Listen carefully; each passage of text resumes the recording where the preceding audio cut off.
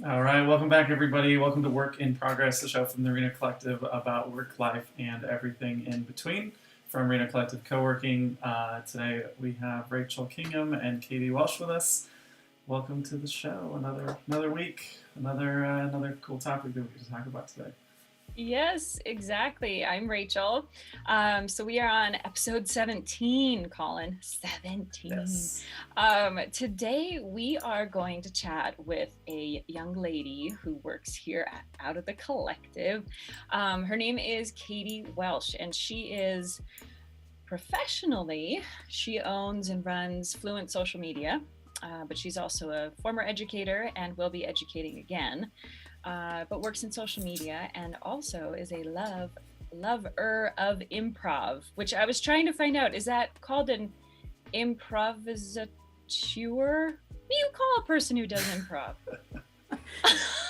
Because it's improv, you can call it whatever you want, Rachel.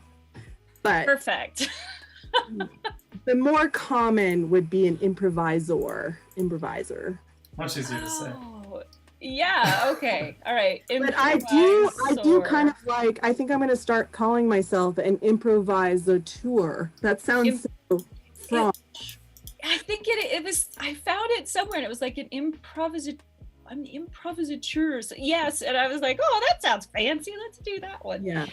They probably say that like in British, in or whatever. Versus just like improv British actor.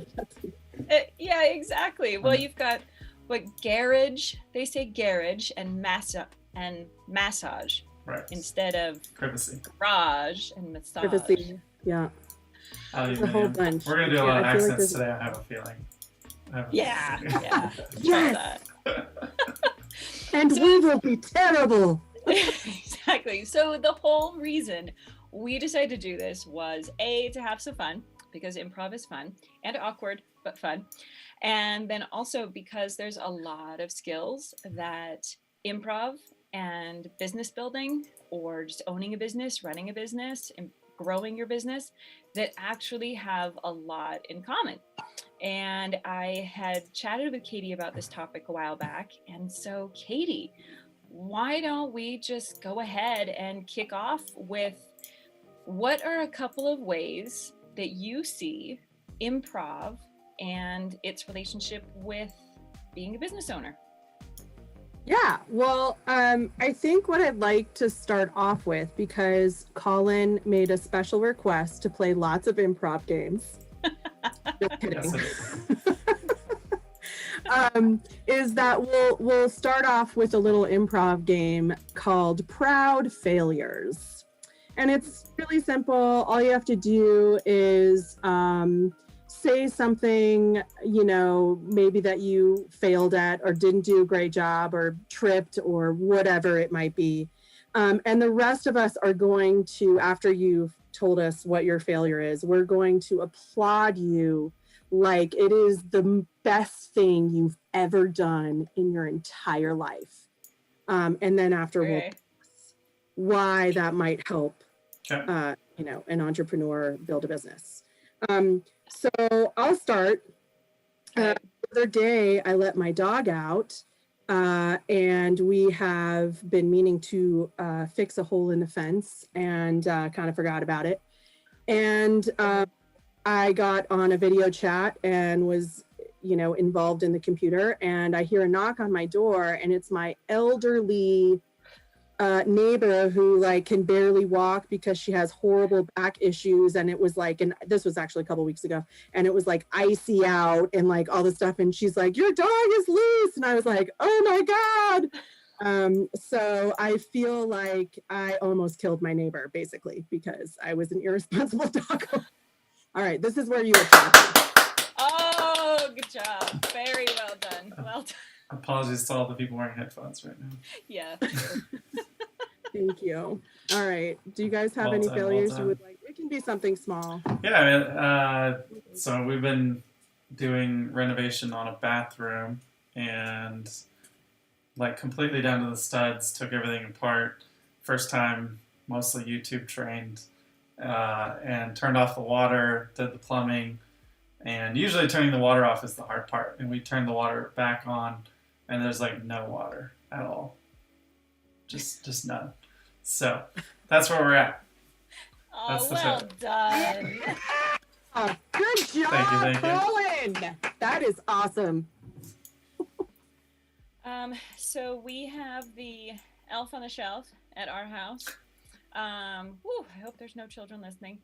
And I mistakenly placed the elf in a position where I had to move her, and I had to touch her in order to move her, and I should never have put it in that position anyway.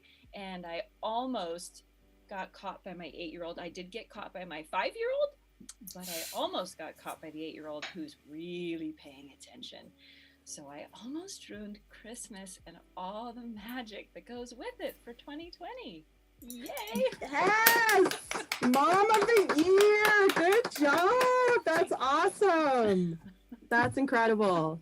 Well, thanks, you guys, for sharing. And the reason why I like to play that game, and it may not have the same effect online as it does in person, because when you do it in person with a larger group of people, you really feel this like total support, and it's kind of like this huge relief of just like saying something that you messed up, and then it's not a big deal anymore. It's out of your head. You talked about it. And I feel like with building a business, you have to, on many levels, accept failure as part of the process. And I know I've personally found that when I find myself kind of like fighting against it, or really getting in my head about things that I'm not doing right, or something that I flubbed up, that kind of doesn't help me to move forward. So I don't know if you can relate to that, or know other business people that have the same issue, or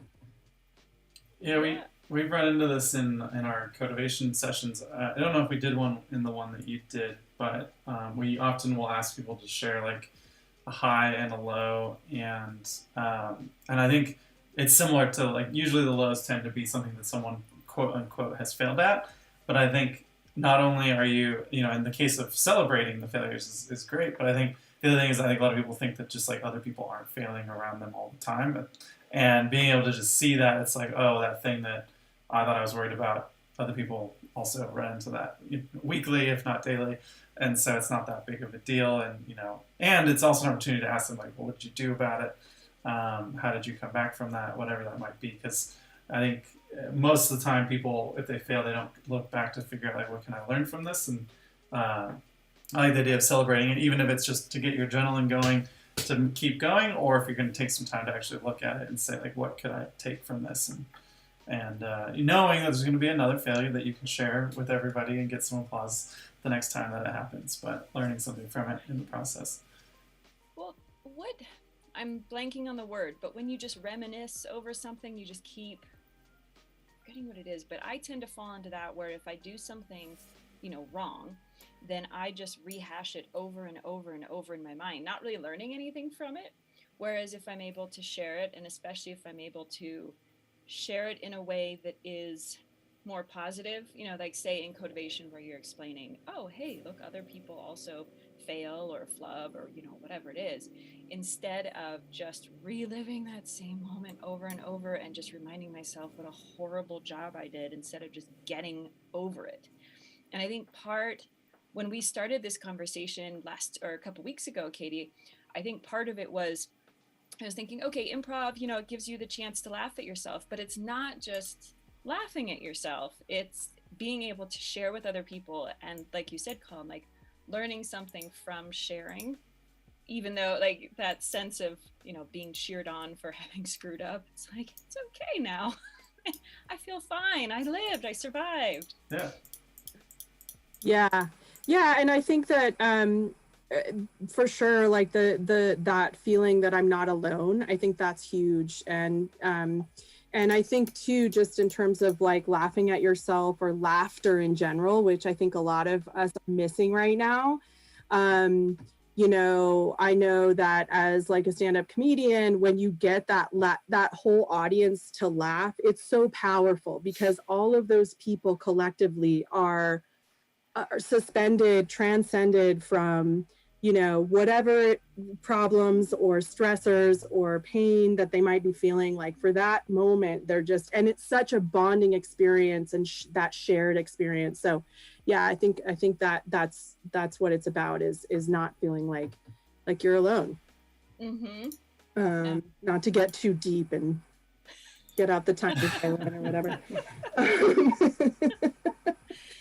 But kind of on the same lines, one of the things that I love about improv is the fact that the more I started doing it, the more I learned that, those moments when you're on stage or in the stage of life, to be, and you mess up in the moment, instead of sort of shrinking away or calling attention to that mistake, it's like instead of doing that, you have an opportunity to make that mistake into something else. And I think that in doing that on the improv stage and learning from the people I was on stage with and the teachers and all of that, actually doing that, it forced me to kind of look at mistakes in a different way. And like Colin mentioned accents. He's like, I have to learn to do accents. And that's actually one of the, like a very common mistake. Maybe if you do an improv scene and you try to do an accent and it comes out like, hello, and they don't know where you're from. So instead of being like, what are you doing, to your partner, which in improv world, that's kind of considered a denial. That's not a yes and, right? That's not supporting your partner. It's actually denying their reality. So instead of doing that, you go, oh, you must be from Timbuktu with that accent or something like that. And now you have added to the story. Now we have someplace to go. We know something about this person. They're from Timbuktu, and maybe there's a story that can come out from that. So I feel like that idea of making a mistake into not something negative, but possibly something positive, and even maybe it's a new idea. Or, I feel like there's lots of examples of that right now with the pandemic. All sorts of ideas are coming out of, I don't know, is it nature's mistake? Whose mistake is that? Let's not get into that. Can you, because I saw you had mentioned the yes and before. Can you sort of elaborate on what yes and is? Yeah, so basically, yes and is just a concept of, anytime you're on stage, improv is really a team sport. And it's really about the other person or the other people that you share the stage with. And so yes and is a basic concept. The core concept of improv is like, how can I support my partner by saying yes to what they just said? So it's validating what they just said, and then to the story. And so we're actually going to play a little game that kind of demonstrates that. Why don't we play it right now? All right. Colin, I see you're very excited. I'm just reading your notes here to find out what we're supposed to be. Yeah, what you're going to play. Yes. So this is basically, it's very simple. We're just going to choose an emotion here in a second. And all I want you to do, or I can start, whatever, is you're going to say, for example, like, I feel happy because, and then you're going to fill in the blank. And then the next person is going to say, you feel happy, you feel happy because, let's say I say, I feel happy because the sun is shining. And then the next person will say, you feel happy because I am the next Yay! I failed at improv. No such thing. The next person will say, the sun is shining because it's summer. Okay. And then this is a bad example. And then the next person will say, it's summer because Okay. I don't know where this is. Because we're spinning around the sun at yeah. And no, try to keep it actually to people. That was a bad example. Right. So say, No. I'm happy because my dad gave me a present or something. All right. Okay, should we try this or is it a total? Yes. train We wreck can at this point? totally Okay. try it. No, keep going. All right, I'll start. I'm sad because Santa didn't bring me any presents this year. Okay. Santa didn't bring you any presents this year because you didn't floss every night. And the reason you didn't floss every night is because you are afraid of the bathroom. I'm afraid of the bathroom Okay. because there's no water in it. There's no water in it because you've been relying on YouTube manuals to do home improvements. And because I've been using YouTube as my plumbing instructor, let's see, I guess I lost the story there. So Oh, no. we would keep going. Would it be, there's no right way, I guess, but yes. Yeah, Yes. exactly. That worked. That's The perfect. story Good terminated. job. Terminated. So you brought it, and you brought it back. You brought it back. Yeah. Yeah. So the idea is that you're affirming that person, right, by repeating what they say, and then you're adding to that. So that's just a simple example. But I don't know if you guys also have any examples or things that either you personally or things that have been going on that where like mistakes have turned into something brilliant or better. I don't know. Yeah. I mean, I think we've seen a couple of our own, of members that have sort of pivoted their businesses to doing other. I don't know. I mean, I see it as a similar example where they've come across, trying to fix one problem was their focus, and then now they're trying to fix another problem, or produce a solution to someone's problem, which has came about because of the pandemic and wasn't expected. But you hear those stories a lot of companies that like suddenly they're doing more business by delivering food instead of having a restaurant, an in-person dining or something like that. I think that seems to be an example that would fit that. Mm-hmm. Colin, what are your thoughts? Yeah, I mean, I think I definitely see this a lot, and it's probably why I liked watching like Whose Line Is It Anyway when it was on TV. It is that like we were just talking about the story.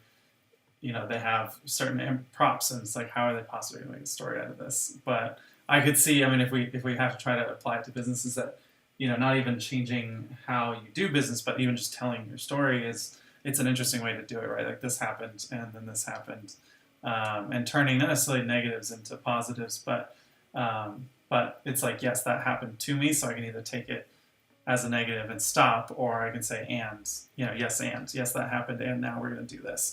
I see this a lot. I played Dungeons and Dragons, and this is like the number one like thing that people have to learn in order to play. And I think a lot of people go into it thinking it's just a game and you have to know all these rules. And the rules actually are not as important as just allowing people to have a little bit of suspension of disbelief and doing a lot of yes and. So it's all being done in your mind. And so when you say, oh, I'm going to go over here and do this, you don't be like, well, no, that's not possible, right? Especially as usually you have someone running the game and then you have your other players. And so part of it is teaching the players, there are some rules to the world and the story, but for the most part, it's up to the players to make the story. And I think that's, it is very much improv. Have you ever played D&D, Katie? I think you'd get a kick out of it.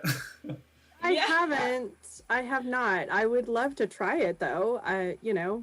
Yeah, Sounds fun. yeah, we I should know. definitely.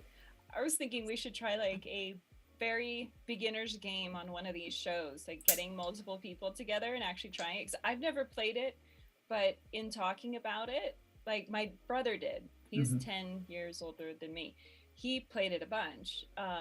And I, just had no concept of what it was. And I thought it was like a board game for years. And I think it's probably the last, like, I don't know, 5 years or so that I've realized. In fact, it's because of that show, Big Bang Theory. Yeah, It's like, oh, that's what I this was- is. I was gonna say, like, that was like the most intense observation I've had, if it was even real, of Dungeons and Dragons, and it just Yeah. like it's it's like, and definitely in improv they do have like one word stories, and I mean not clearly as complex as Dungeons and Dragons, but that idea of just continuing a story and anything and everything is acceptable pretty much. I mean, if you can, so I definitely see the parallels there. And Yeah. I think like a lot of people get frustrated with it because, like the DM who runs the game, they try to plan everything out, and there is no accounting for what the players are going to do, and so they're trying. In some cases, some DMs will railroad the players into the storyline that they want, but it's really not supposed to do that, right? You're supposed to kind of have some basic world building going on, but you're really telling, it's collaborative storytelling. And if I told people, like, do we want to play a collaborative storytelling game, more people will say yes to that than they will say yes to playing D&D.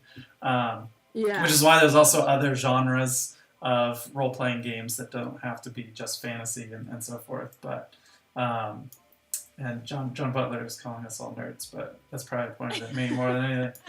Well, I think it's interesting too, this idea that because improv is like that too. When you first learn it, you're like, oh, there's all these rules, but if you try to stick too hard to the rules, then you're suffocating the art itself, right? And you're being too controlling. So it's this give and take of like, okay, here's the structure and here's the concepts behind improv, and this is what you should try to do. You should and you should not ask questions. You should try to find a relationship. You should try to find an emotion. There's all these sort of tips and things to improve and enhance the art or the story, maybe in Dungeons and Dragons, right?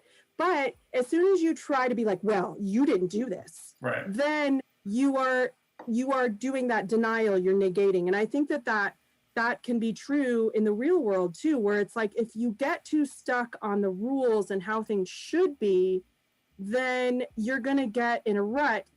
But at the opposite can be true. If you don't have some sort of framework, you're off the reservation. It's not going to make any sense. Right.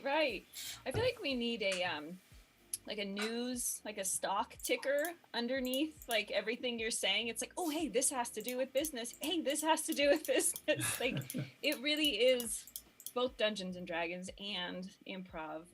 Just how many elements that can be applied to business. And when you said with improv, it makes perfect sense. I never would have thought about it before. But when you said that it's a group, you've got to be able to rely on your teammates, your partners.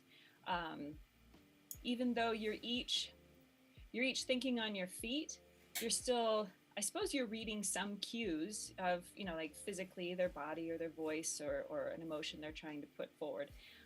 But you're also trying to, if you connect with that person on a level that you could, become business partners, right?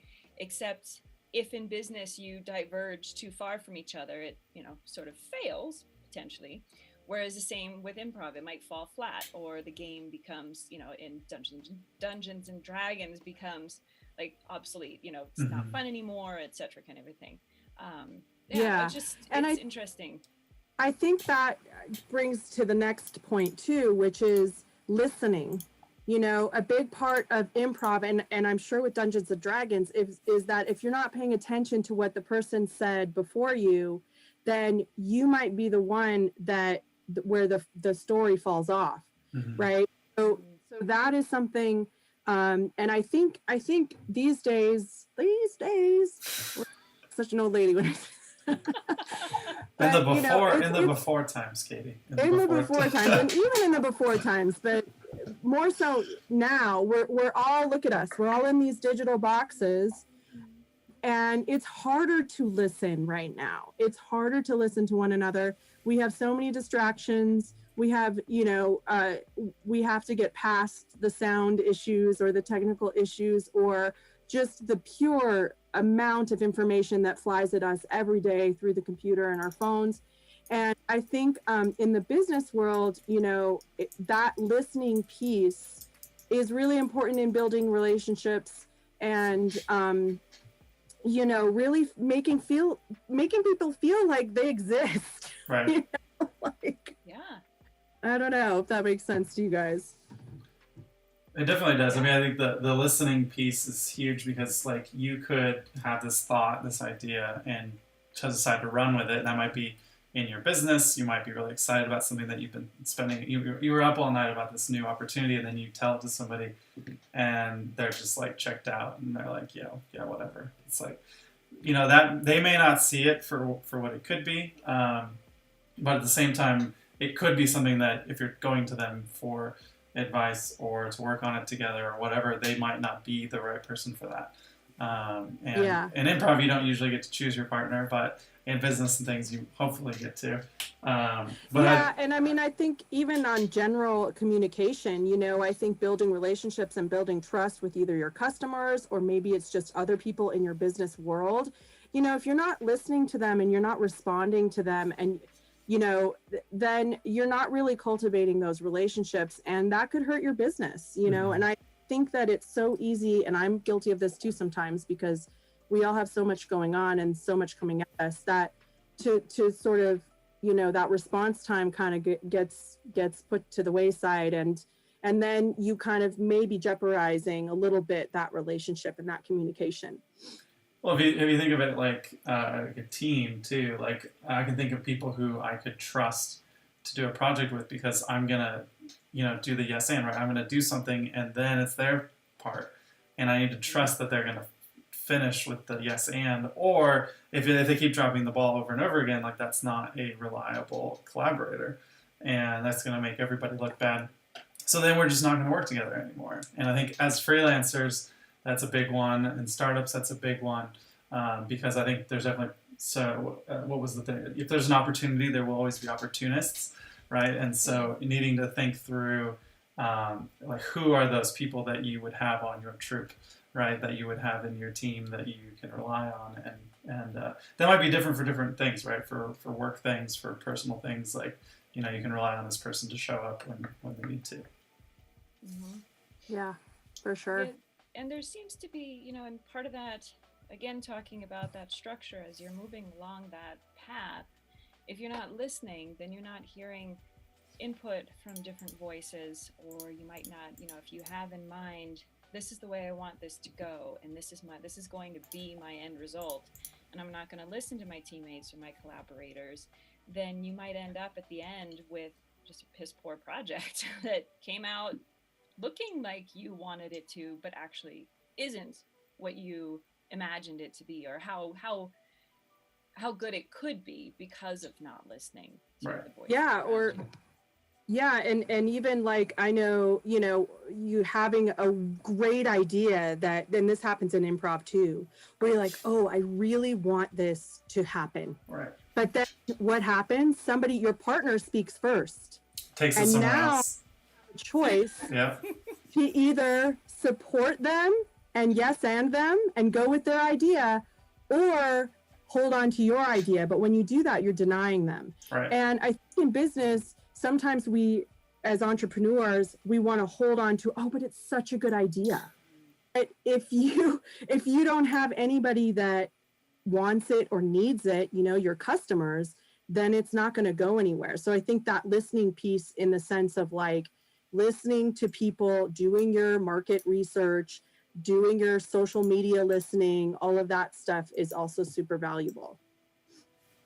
Yeah, I think we're working on a big project right now, Colin and I together, on a membership type project, and we're constantly doing loops of okay, is this what people want, or is this what we think they want? Or is this what we want? Right? Or is this what we want because we can manage that? Yeah. Or, is it because all the other co-working spaces are doing X, Y, and Z? Does that mean therefore people who co-work want X, Y, and yeah, it's been a tumultuous couple of months. I think Colin would agree. Yeah. We've both gone down so many avenues in each other's brains that if we hadn't been listening, but then also able to be flexible and say, oh, well, that was that beautiful thing that I intended, but all right, yes, and then let's go down here. Yeah, and sometimes we have to go down that rabbit hole to then find out that we're going to go right back to where we started, and that was the right answer, right? But at least we explored it, and it became part of the story. Oh, that's so fun. Yeah. Okay, we're where we started, right? Perfect. Just keep going. Yeah, but I think you guys do. I know you guys ask a lot of questions. I don't know if you get any responses, but I know you guys put questions out on the Slack channels, the so many Slack channels that there are out there, which I love and adore. And emails and asking people for their feedback. So I mean, I definitely see you guys listening, and I try to do my best to respond and fill out forms and whatnot. We appreciate it. Well, I mean, we have kind of settled on that. I think we wrote down, like, we've also been pausing to think about, like, what is the goal? And community, which is what we've been so focused on for a decade now, is like a shared experience, right? And so improv is a shared experience. It's collaborative storytelling, and kind of put the ribbon on top there that it is improv, right? We're always doing that, and everything that you're saying, I've seen it in every D&D game I've ever played, where especially the no, this must happen. It's like, yeah, that's your coveted idea, but it doesn't always make sense, right? I have this sense that we're all. Was it the end of the very first Men in Black, where it's like the universes were in marbles? Yeah. And the aliens were playing. All of a sudden, I'm like, oh my God, we're on a D&D board, aren't we? Yep. It's actually a simulation. We're all in a simulation. A simulation. I'm like, oh my God, that's what's happening. That's what's happening. But I definitely think that we could do a one-shot, so it's like one session game that doesn't take a lot of commitment, that I think you're definitely in, Katie, definitely Rachel. We'll get some more people together. And, we won't talk any business. We'll just have fun and play some D&D. Yes, and exactly. So I get to be magical. I'm going to be a magical character. Yeah. We'll have to get through helping everybody get set up, and then we'll do a session, which we could. There was a really good one. We bring up Ashley a lot, but Ashley did one. Where it was actually a Nevada theme, or like high desert, more not as fantasy based, and she had kind of come up with a game that was based around, instead of using regular dice and poker chips and playing cards as the way of defining like what the outcomes are, because you can act and come up with an idea, but then the rules come from the dice. Like, you can try to do the thing that you came up with, but if the dice says a 1, then it doesn't happen. And if it's super fantastical and amazing and you get a 20, then it does happen. And it's really a little bit of improv plus luck, right? And a little bit of chance. You have to yes and the dice, it sounds like. Exactly. But it also ends up making for funny outcomes, right? You try to do this spectacular thing, the dice says no. So now the DM turns it into, you tried to run up the side of the building and just instead run face flat into the ground as you did so. And, there's a lot of different ways that can turn and twist as you play. So hopefully I'm making it sound fun and interesting. It sounds like a blast. I also think, Katie, you should figure out how to do improv nights. Yeah. We'll figure out how. I need some practice for sure. I do want to give a shout out to Reno Improv, because that's where I got my start in improv, and they are really, talk about community. They really are an open community for anybody who wants to try improv. Obviously, they're not open in a personal one-on-one sense right now, but they do have regular shows. that they stream live. And so you should definitely check them out, renoimprov.com. And also, they do have a Facebook that's a public Facebook. If you ever just want to play games, you know, they do little one-word stories on social media, and like Nice. they put videos up and stuff like that. Just so if you're interested, they also have, I think it's called Reno Improv Resource Center. Oh, That on Facebook. So that's a Facebook group you can join. But I had to acknowledge them because I've learned so much from those folks, and I so appreciate and miss them dearly. I miss you all. So. That's well, awesome. and another sort of shout out is one for you. So one of our members who moved across the country, you two are going to be kicking it off again, but you already have a podcast that you started. So it's For the Love of Improv, right? Correct. And where can it be found? So for the love of improv.com, I know it's kind of a mouthful, but you can go there and find all 7 episodes. We have various guests, they're mostly from Reno Improv, which we did right here in the podcast room in the Reno Collective. So, and we had a grand old time. We play games, we talk about improv. We love to talk about improv. And so yeah, we're gonna actually, we're meeting tomorrow, getting back on the horse to try to get our episode 8 up, talking like what we've been talking about, how improv has had to pivot online, and you know, how it's been missing improv, and you know, what other resources you can find online until we get back into, you know, one-on-one. The after times, yeah. The after times. Yes. Yeah. We're gonna have so many new holidays, and like you know, the post-COVID day and stuff like that. It's gonna be good. We're gonna and coronavirus, I think. Yes, and that's behind us. Let's do something. Yes, else. and bye-bye. Let's go. Let's get moving. I'm all for. I think it's going to be the roaring 2020s. That's what it's going to be. So yes, we're going to make it happen. Oh my God! I know. I'm so overjoyed. You've heard it. You've heard it here like first. hug one another and. Yes, exactly. What we were laughing about this last week. I was like, ooh. You know, you've got to look at code of conduct. You're building a community. What are the guidelines, etc. And I was like, man, everybody's going to have to reword their like HR, you know, like harassment policies, because people just be hugging in the hallways and touching each other. Like, it's been so long, you know. Yeah. So. Yeah. Oh my God! I know, it's gonna be crazy. Exactly. Well, thank you, Katie. Thank you so much. This was a lot of fun. Yeah. And now we have a couple more ideas for shows and or activity events that'll come off of this. I'm loving it. Yeah, we have a bunch of other members who want to... Thank you guys so much for having me. Absolutely. It's super fun. Yeah. Thanks for joining us. So we'll post links to all the places you can find Katie in the show notes, and we're going to be uploading this to Facebook. If you used to watch us on Facebook, we're not streaming on Facebook anymore, but we will be uploading these. So you can definitely subscribe on YouTube or on Twitch. We're trying to unlock the next level of features on YouTube. So if you are not yet subscribed, please subscribe to us on YouTube.